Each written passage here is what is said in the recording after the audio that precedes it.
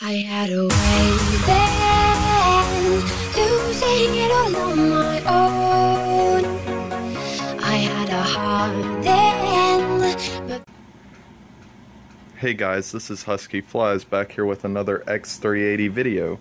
I'd gotten commented on in one of my previous videos about using the G2D gimbal on the X380 and if it was possible to remove the landing gear from the video. Now I know, I'm not sure with the G2D, but I know that on the CNC gimbal people have done crazy things where they kind of reverse this actual part around and mount it in a different way, and it works pretty well. Something I just decided to try was, if you look at this mounting bracket here on the bottom, as you can see, I have one screw in instead of two. Now normally there's a screw hole here and a screw hole here on the X380. You'd pull this mount back and mount it there. Now I'm not sure this would be a permanent solution for me, because having one screw securing it instead of both of them made me a little nervous at first. I did test it inside, just tugging on it and moving it around, and it seems very stable, very secure.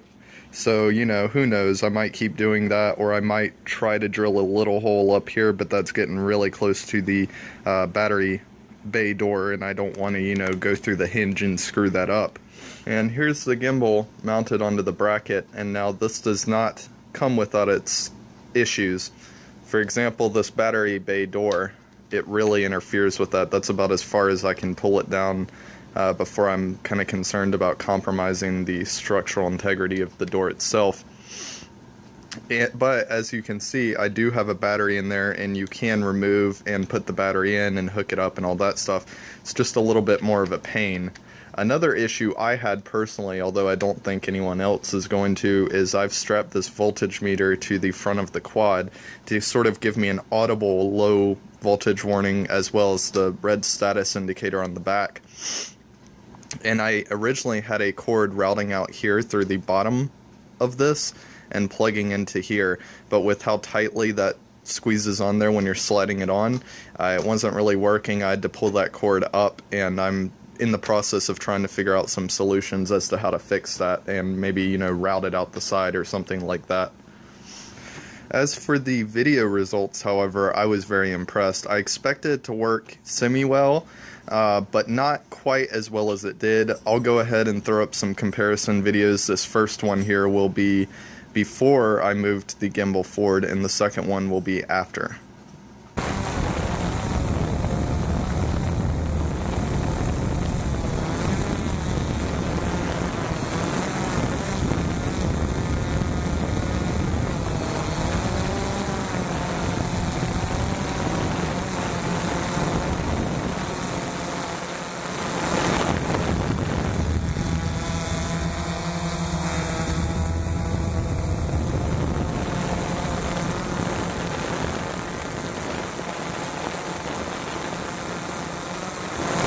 Hey guys, you just saw a before video of the G2D mounted at the regular middle position.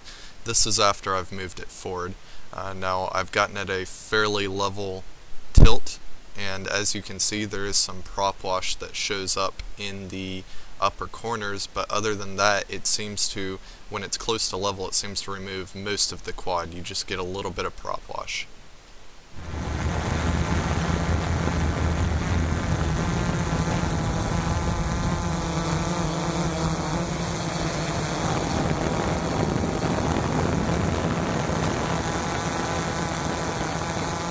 So here we're still at that pretty level tilt angle on the gimbal, and I begin sending the quadcopter in a forward, back, left, and right motion just to see exactly what shows up.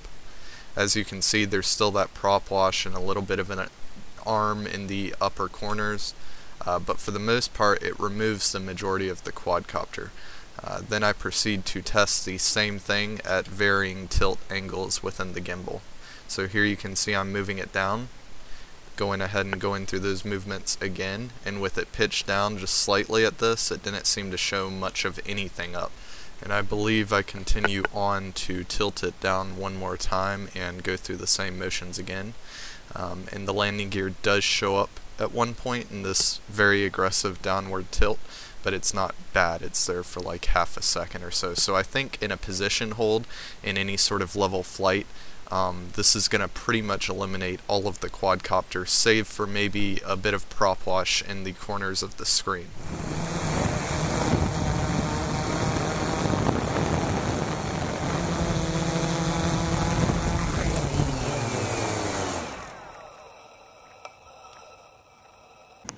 Hi, Husky-Flies back here again.